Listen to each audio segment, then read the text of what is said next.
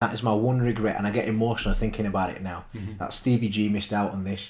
He deserved this more than any other player in our history. Because I don't know if it's the same letter. I saw a snippet from Klopp saying, he carried Liverpool for like 15, 20 years, whatever it was, and without him, it's pretty much what you said, we won't be where we are. Obviously, for a while, we've known that the title's coming to Anfield. When did you actually start believing? Like, when did you think that the title was effectively won? Do you know, I'm going to go back a few years, I know it was this year, but I've never, ever, even though the season we've got really close, I never in my head allowed myself to think we're going to win the league. Yeah. Just because heartbreak and that is it. And I'll tell you the season when it really destroyed, the season when I allowed myself to think we're going to win it was the season when Rodgers, the Rodgers season when we lost to Palace, when we fucked up. I allowed, when we beat Man City at home, that 3-2, when Coutinho scored that one, whipped it in the bottom corner, I thought, that was the moment I allowed myself to think we're going to win it. And when we did it, I looked at the price in the bookies and they were really short after that. And I was like, yeah, they're going to win it here. And I remember seeing Man City's price and I thought, well, Man City are quite big here. And I thought we've won it. And then we didn't end up winning it. And after that season, I've never allowed myself, even if we got really close, like last season, I still did not allow myself to think we've won it. I'll tell you, there was a game, well, 2 games late on in that run-in when I thought, yeah, mate, I think we've got it here. Was the game against Newcastle away when we scored really late on when Origi scored that header. Yeah. And I thought, we've got it. And I had and I started thinking we're going to win the league yet. And I started getting emotional. And I didn't allow him. And then Man City go back the next day and they fucking won. It was an unbelievable. Them two were just Liverpool, Man City were brilliant. They'd win, we'd win. They were, you know what I mean? Unbelievable. And the other one was the game against Leicester for Man City when they were at home.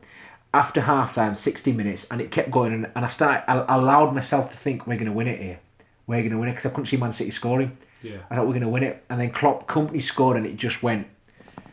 So on that, I never allowed myself. But the moment this season when I thought we've won it was against our biggest rivals, Man United. It was that Salah goal last minute when Alisson pinged it. Salah's gone through. I still don't know. I think it was Daniel James running back. I still don't know why he didn't take him out.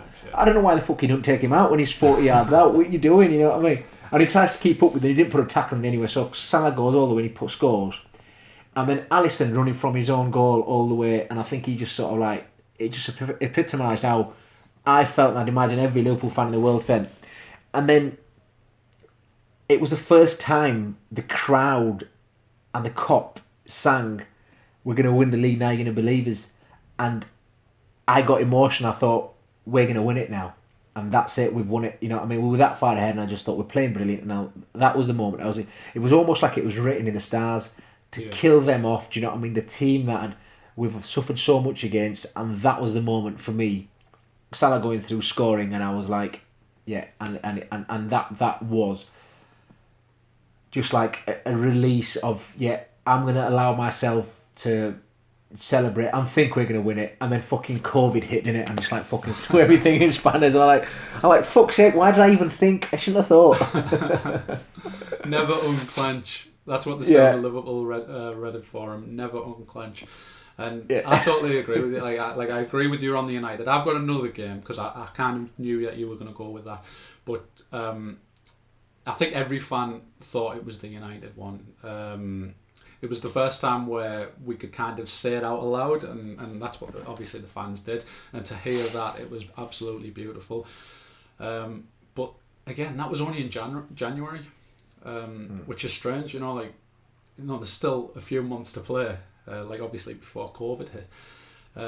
But it was a game where you're going into it, like you say, against arch nemesis, and just like Everton, we never really seem to perform against like United or Everton. It's always like a tight affair.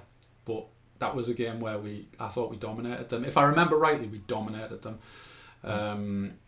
But we just didn't get that second goal, and then obviously, like always, you start to get nervy, and you start to settle as the game gets to around about the 70 minute mark, and you're just sitting deeper and deeper. And then I remember the Martial chance. I don't know what happened. It was like a great little bit of play by him, and he's done everything right, and then he just skies it over the bar. Yeah. and all of a sudden, like, you're touching cloth. So like you're just wanting that whistle to go, and then you're the pumping everything in the box. You've got big slabhead in there, and then, like you say, when the ball broke and Salah runs the length of the pitch, it was Daniel James, and the reason I don't think he took him out is because I think he believes that he is way faster than he's a lightning kid, but he just doesn't have the strength to push to even affect Salah. And Salah does have very good composure, but even then I still thought it's De Gea, and I'm thinking that even at, like, the De Gea of the past, where I'm thinking he's going to get it. But the angle favoured the keeper as well. Exactly. Do you know what I mean? He was going down there. It's only one place and he hit it. And but when he's put it away, like, that euphoria, it's unexplainable, and it's like you've had a test and you've overcame. You've had another test, you've overcame, and United's your acid test, and it's how you handle it against them. Again, you go back to mentality monsters, and just like all of them, we've swatted them aside.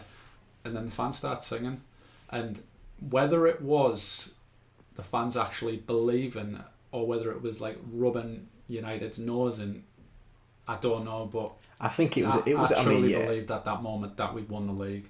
Yeah.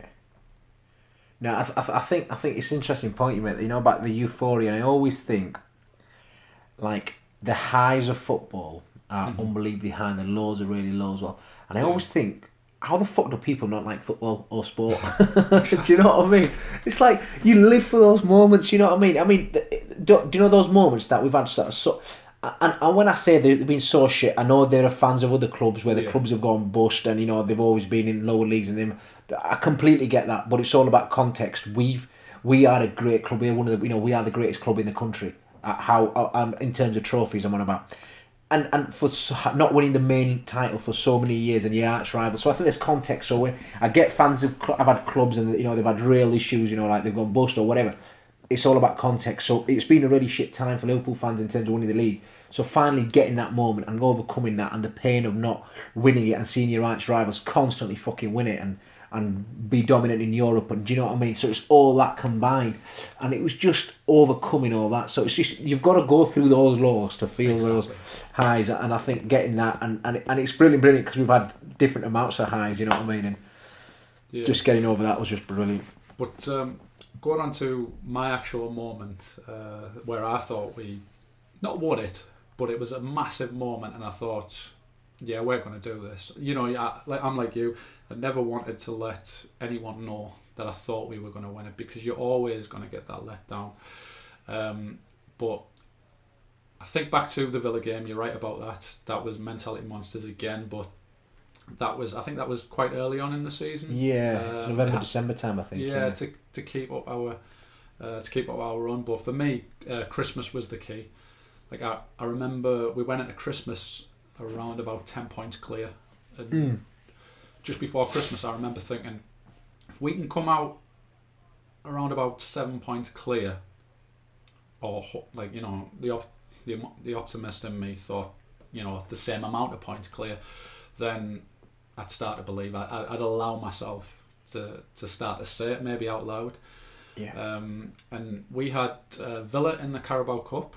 And then 24 hours later we had the Mexican side all the way across the world in Qatar, and then we had Boxing Day against Leicester, and then I think we had Wolves and then Everton. But looking back to the Leicester game on Boxing Day, that was, and like I think it was the last game of the day. It was like a late kick-off. It was at the King Power. It was under the light, cracking atmosphere like you always get with Leicester. I don't know whether they have them clapping. They have something that makes a lot of noise. And we literally just got back from Qatar, and I remember everybody saying, like, this is again another acid test where they've travelled all these miles. How are they going to respond? And because Leicester were flying at the time as well, weren't they? Leicester were flying at the time. They were flying, yeah. And I think if they'd have won, it maybe took the lead down to maybe 6 or 7 points. Yeah. And we smashed them 4-0. Yeah. I remember that game. Do you know, if you're asking me, that's probably our best performance of the season. In the league. And I thought, like you said, we've not won many games where we've smashed teams, but we just blew them out of the water. And I remember Leicester thought they could go toe to toe with us. They couldn't. Do you know, the only team that can go toe to toe with us is Man City. Any other team in the league that goes toe to toe with us, when I say that, I mean they attack, they're open like us. You know what I mean? Let's see who's the better team. We will win. The Man City one, it's like it's a flip. Who wins? Yeah. Do you know what I mean? And I'd probably say we'd win because we have a better defence. I think that's the only difference. I think they're both teams at the moment. But again, I mean, you know, we could talk about Man City and Liverpool forever. But yeah, no, that's I remember the game, and I thought that's another game. You know, you have moments when you think we had a special team, and that was another one. I was like, we had a fucking special team. We beat Villa. Didn't we beat Villa with the kids or something? Or no, we lost to Villa with the kids. We got Villa, and then we won the Super Cup. Yeah, and then we moved on, and then I was like that game. I was like a special team. Exactly, and the funny thing was, after we smashed Leicester, we went on to beat Wolves. I think it was 1-0 at Anfield. And we didn't play our best. It was like kind of like after the Lord Mayor's show, and I think it was 1-0, and they scored a goal which was like a toenail offside, and it got brought back, and the lad celebrated like crazy. I can't remember his name, but he was celebrating like crazy, and we kind of maybe got a bit fortunate on that because, like, you know, in the past, obviously that would have counted. No one would have brought it back, and then we played against Everton as well. And we beat them 1-0, tight game. And those two games, obviously you'd expect us to beat them. Like, you know, you're going into Anfield, you're expecting us to win because we're at Anfield, we're favourites. But again, the Leicester game was just totally different. You know, you've got Jamie Vardy, he loves a goal against us. And like you say, the tails were up, and Brendan Rodgers, he's doing a great job. But the lads got the job done, and I think we came out of Christmas maybe 13 points clear. And it was like 12, 13 points clear, and you know, you could forgive yourself at that moment for believing that that's when we won it. Yeah, I think I completely know what you mean, but even after that I kept saying win a few more than I can win a few more than I allow myself, win a few more. Do you know what I mean? Yeah. And then at the same time, Man City would always be our biggest rivals, and they just their defence just was always their Achilles heel. Do you know what I mean? They now always fuck up and something could go wrong. You know what I mean? And I was like, yeah, we're going ahead. We've got this. And then obviously the Man United game, and like I said, that was still early. Do you know, it wasn't that many games after the Leicester game, the Man United game. Yeah, I think it was the same month. It was only 2 weeks later. Yeah, and then that was the moment to think, we finally got this. Quick word on the manager. Quick one. Well, I think he just is. I'm lost for words for him. You know what I mean? The word legend and influencer and a monumental human being. You know, the stuff that he says and he does, and he always hits the right note whatever he says, and then And I'm on about that, not even on the football field, just in general. Do you know what I mean? And when he says, and his interviews are just like absolutely brilliant. He is box office. You know, Mourinho's like nothing compared. You know, like Mourinho used to say stuff just to be controversial, whereas Klopp says everything correct, and he just like is brilliant viewing. Do you know what I mean? Listen to him, and you sort of get engrossed by him, and you just want more from him. You want more from him. You know what I mean? And then you come down to him as a tactician, as a man manager, as a football manager, and you think just unbelievably good. You know, well, I think it's an easy get out for close for people to say, oh yeah, he's a great man manager, you know, and he shows great passion. He's more than that. Yeah. He's more than that. He's unbelievably smart. Do you know? You watch the way we play, you know, and he sometimes talks. You know, I've heard a couple of interviews after gaming, and he's tried to explain to the interviewer tactically, and the interviewer just asking a stupid question, and he's just lost. I'm like, what? It's just, I mean, fair enough, it's not like completely basic, you know, and it's like quite advanced, but the interviewer's just not getting it, and I'm just thinking, he's giving you an insight, and he's saying this isn't like rocket science what I'm telling you. Do you know what I mean? And I just think he's just a brilliant manager. Do you know what I mean? Like, I think if we compare to sort of previous managers, I think Rafa was a brilliant manager, but I don't think Rafa had the same charisma as Klopp, and I don't think he had the same. I mean, I think he had a real good affinity to the fans, and he had a really close relationship to the fans. But I think the relationship with Klopp means more to the players and the fans, and he shows it more. Do you know what I mean? Running onto the pitch at the last minute, winning against Everton, that sort of thing. You know what I mean? bumping his chest. It means something, you know what I mean? He doesn't do it for show. He does it because it means something. I remember, I can't remember what game it was. The Everton game actually. One of the Sky cameras went like that, and they said to him, "Do that," or something along those lines. You know, what I mean? Give it the fist pump. Fist pump. And he said, "Go away." Do you know what I mean? You can't manufacture that. It's all natural. It's all real. But yeah, as a tactician, phenomenal. Do you know what I mean? As a top, brilliant manager, him and Guardiola, the standout two managers in the world by a distance. Yeah, like you were absolutely bang on. It was a really good analogy actually.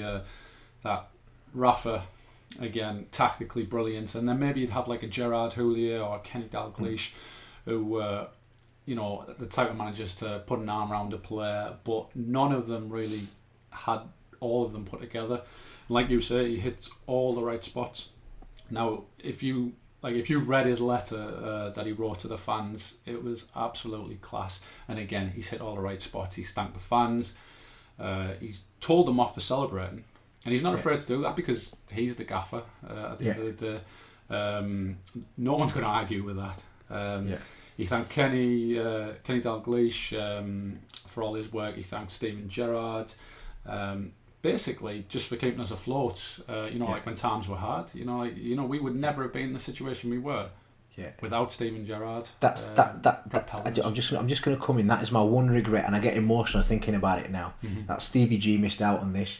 He deserved this more than any other player in our history, because I don't know if it's the same letter. I saw a snippet from Klopp saying, he carried Liverpool for like 15, 20 years, whatever it was, and without him, it's pretty much what you said, we won't be where we are. And he had some shit to play with, do you know what I mean? Just imagine him in this team.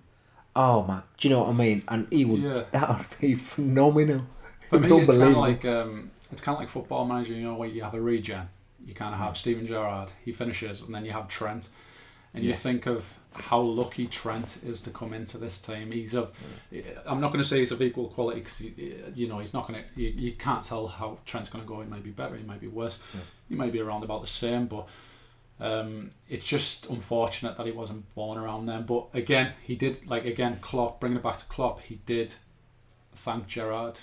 He singled out Kenny Dalglish and Steven Gerrard, and I think that was right. He also gave a shout out to Everton. And like I say, he's not just signed for us for the wages, like other managers where they'll come in, they'll do a job, they'll pick up a wage, and they'll probably get sacked and go. He's bought into the club and into the city. He goes into great detail about Everton in that statement, and there's not too many managers out there that would go to those lengths that he has with our club. Yeah. I think it's important because he mentioned it. He said that the place where he's in from Germany, I can't remember what it's called, because it's similar to Liverpool. Do you know what I mean? Like really working class. So he bought into that straight away. Family's over, and he really, really passionately speaks about the city. He understands everything, and I thought it was brilliant when he got asked about the questions. When COVID hit and football got suspended and stopped, and he's like, it does, because if it restarts, it restarts, but there's more important things going on in this world at the moment. Do you know what I mean? And I just thought, you talk about hitting the right note, I was like, yep, he's absolutely fucking nailed it again there. Yeah, he just gets a club 100%. Like, we weren't around for like Shankly. Like, you hear all the great stories about Shankly, and I'm absolutely certain it's all true, but he's our modern day Shankly. Like, whether he goes on to win another trophy or not, he's still going to be the legend that brought us the Champions League and the league within one season. And no one can take that away from him. And I'm all for a Klopp statue when he leaves. Not right now, but when he leaves. Yeah, absolutely. I mean, even if he gets one now, I don't give a shit. Do you know what I mean? Motherfucker's earned it. Well, build him three. I don't give a fuck. I don't know whether it was him or someone, or whether I'm paraphrasing, but he was. Someone said that statues of dead people. People are no longer here with us, and I'm all for that statue. So get it built. Boom.